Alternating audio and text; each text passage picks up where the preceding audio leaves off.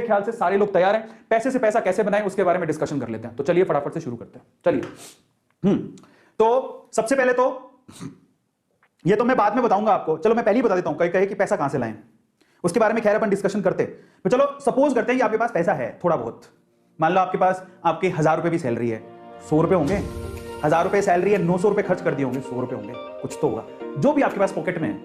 ठीक है, अपन तो मिनिमम से शुरू करते हैं, क्योंकि मैं जानता हूं 100 रुपए भी बहुत बड़ी बात होती है।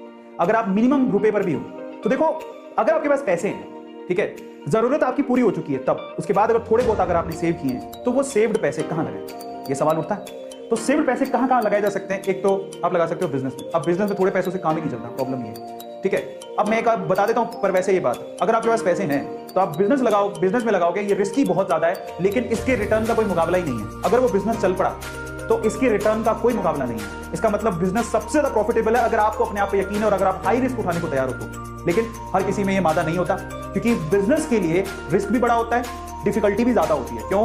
एक तो बिजनेस का आइडिया सेलेक्ट करो, फिर उसमें इन्वेस्टमेंट अच्छा खासा होता है। 100 रुपए से तो काम चलेगा नहीं, है ना। 100 रुपए से काम चल भी सकता है अगर हम लोग यही सोचें कि चलो चाय की थड़ी खोल लेते हैं। चाय की थड़ी में क्या लगता है, मतलब थोड़ा बहुत इधर से उधार लिया तो चल सकता है, but that is a small business. But again, बड़े बिजनेस के लिए आपको बड़ी टीम चाहिए, ठीक है, आपको इनकी बारीकियां पता होनी चाहिए, रिस्क बहुत ज्यादा है और पैसे भी थोड़ा ज्यादा चाहिए, तो बिजनेस वाला काम तो बनेगा। हाल फिलहाल तो और बिजनेस ऐसी चीज है, बाहर निकल के कोई ऑनलाइन बिजनेस करना चाहते हो तो अलग बात है, पर बिजनेस के रिटर्न का कोई मुकाबला नहीं है। लेकिन बिजनेस में रिस्क बहुत ज्यादा है, रिटर्न ज्यादा है तो रिस्क भी बहुत ज्यादा है, समझ रहे हो। तो और इतना समय भी, सबसे इंपॉर्टेंट चीज क्या है, बिजनेस में समय भी बहुत लगता है। इतना तो समय हमारे पास है ही नहीं, इतना टाइम कैसे देंगे। अब दूसरी चीज पर आते हैं, if you have money you can invest that. आप उस पैसे को इन्वेस्ट कर सकते हो। तो बिजनेस को भूल जाओ, इन्वेस्टमेंट क्या है, ये हमारा टारगेट है। इन्वेस्ट मनी, आपने पैसा लगा दिया, भूल जाओ, आपको समय नहीं देना उसके बाद, समझ रहे हो।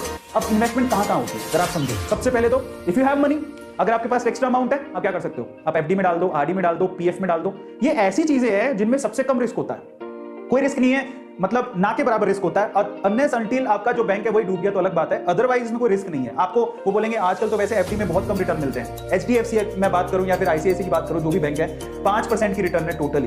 जो पैसा दोगे उसका 5% साल भर में आपको रिटर्न मिलेगा, बहुत कम रिटर्न है। इससे ज्यादा तो इन्फ्लेशन है, इससे ज्यादा तो महंगाई हो चुकी है, तो वो रिटर्न ना के बराबर है। हाँ, इसमें लो रिस्क है, ठीक है, लेकिन सॉरी, हाँ रिस्क लो है, रिस्क फ्री है, लेकिन रिटर्न भी अच्छे नहीं मिलते। एफडी में अगर आपने पैसा रख रखा है, ठीक है, सहूलियत के हिसाब से वो काम आ जाता है, वो ऐसा रखा है कि चलो मुसीबत में काम आएगा, ठीक है। बट अगर आपके पास एक्स्ट्रा पैसा फिर आपने रख रखा है तो वो कुछ नहीं करने वाला, एफडी आरडी से कुछ नहीं होता, ठीक है, बहुत कम रिटर्न देगा। इसके अलावा आप गोल्ड और प्रॉपर्टी में इन्वेस्ट कर सकते हो। अरे यार, गोल्ड और प्रॉपर्टी तक के पैसे होते तो बात ही क्या थी, हमारे पास इतना पैसे ही नहीं है। गोल्ड और प्रॉपर्टी की इन्वेस्टमेंट के साथ प्रॉब्लम ये है कि बहुत ज्यादा एक्सपेंसिव है।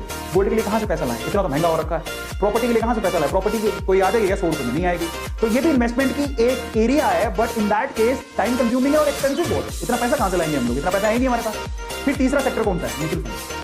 हाँ, ये अब आप आ गए हो शेयर मार्केट में। शेयर मार्केट में एक ये थोड़ा कम रिस्क वाला काम है, जहां पर शेयर मार्केट में इन्वेस्टमेंट हो रही है, बट म्यूचुअल फंड के थ्रू हो रही है। ये लेस रिस्क है एज कंपेयर टू डायरेक्ट आप जो शेयर खरीदते हो, लेकिन यहाँ पर एवरेज रिटर्न मिलते हैं। अगर आप म्यूचुअल फंड में पैसा लगाते हो, एसआईपी कर रखी होगी बहुत सारे लोगों ने, तो यहाँ से जो रिटर्न मिलते हैं वो मैक्सिमम कितने होंगे, 7% से लेकर 15-18% तक रिटर्न मिलता है, इससे ज्यादा रिटर्न नहीं होता।